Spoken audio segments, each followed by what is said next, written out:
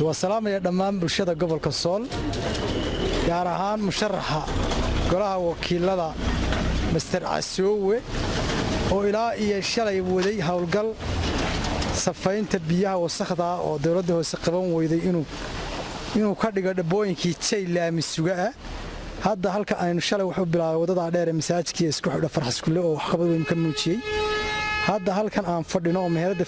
fadhi wanaag santarka koonfurta gobolka Sool oo wax qabadkii ka socda oo wataas waxa la dhigayaa bahashii marka waxaan balyeynana musharaxa waana u mahadnaqanaa jisala ismaila baraar kuma jiro waan leenahay dadka gobolka Sool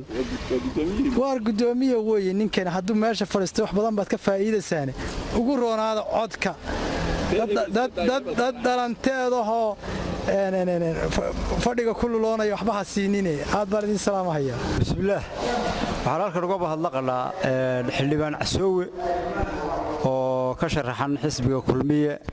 ee gobolka Sool oo sharaxan golaha wakiilada mahadayna xildhibaanka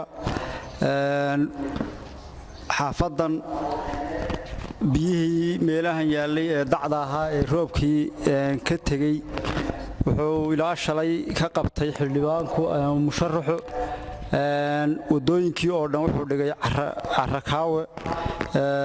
uu hagaajiyay marka xildhibaan Asoowe ama musharax Asoowe waa u mahadnaqanaa dadka xaafadan ama gobolkan degan waxaan leeyahay waray waad aragtaan dadka wax qabadkiisa waa la kala arkay